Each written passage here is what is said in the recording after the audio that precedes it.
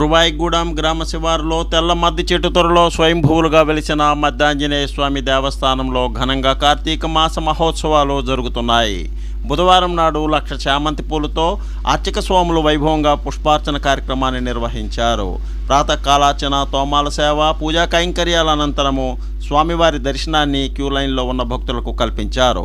భక్తులు స్వామివారిని ఈ సందర్భంగా దర్శించుకున్న అనంతరం 1,00,000 చామంతి పూలతో నిర్వహించిన పుష్పార్చన కార్యక్రమాన్ని తిలకించారు. అధిక సంఖ్యలో భక్తులు ఈ కార్యక్రమంలో పాల్గొన్నారు.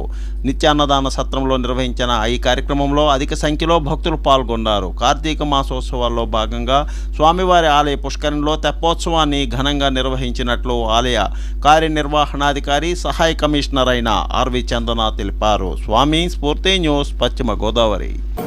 శ్రీ మద్దాంజనేయ స్వామి వారి దేవస్థానం, గురువాయిగూడెం, జంగారెడ్డి మండలం, ఏలూరు జిల్లా. కార్తీక మాసోత్సవాల్లో భాగంగా ఈరోజు ద్వాదశి ఎంతో విశిష్టమైనటువంటి రోజు. శ్రీ స్వామివారికి 1,00,000 పుష్పార్చన, 1,00,000 చామంతి పూలతో పూజా కార్యక్రమం జరగబడింది.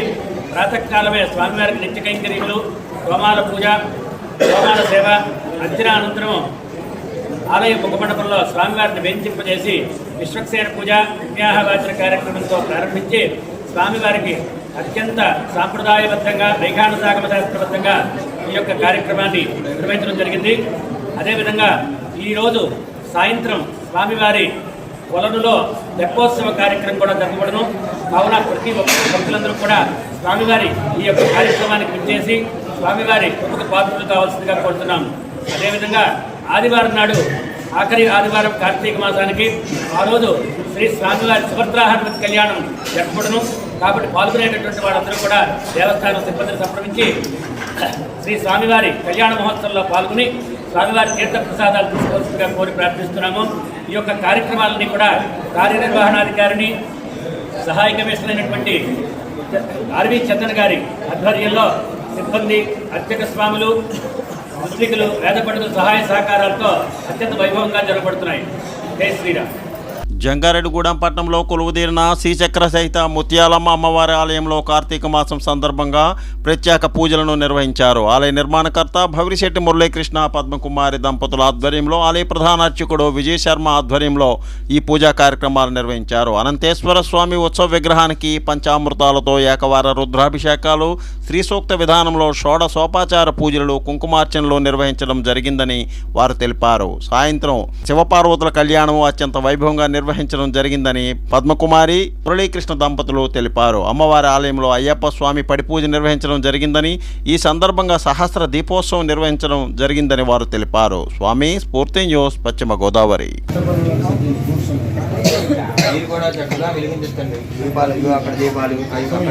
ఎక్కడైనా ఖాళీగా ఉంటే చక్కగా వెలిగించుకోవచ్చు.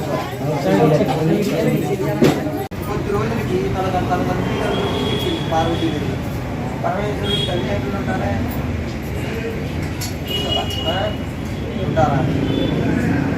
పరమేశ్వరుడికి జన్మలు ఉందా? మరి తల్లిదండ్రులు ఎక్కడి నుంచి వస్తారు?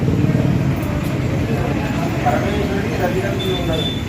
ఏదైనా నిర్ణయం తీసుకోవాలి అంటే కనుక వారి చుట్టూ ఉన్నటువంటి పలుదారుగా నలుగురు ఉన్నటువంటి నలుగురికి సంప్రదించి ఏ విధంగా ఏంటి పరిష్కారం అనేది అందరూ కూడా ఆలోచించి పూర్తిగా నిర్ణయం తీసుకుంటారన్నమాట. పరమేశ్వరుడు, విష్ణువు వారు, బ్రహ్మదేవుడు అందరూ.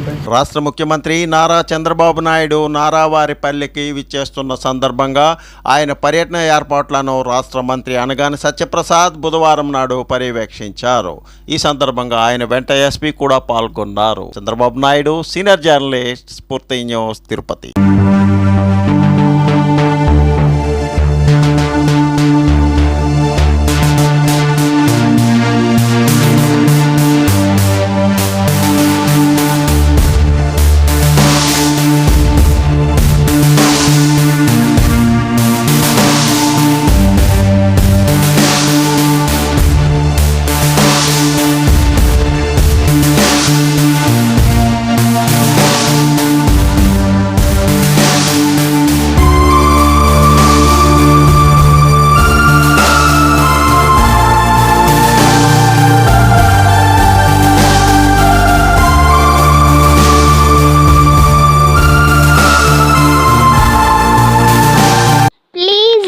share, subscribe our channel.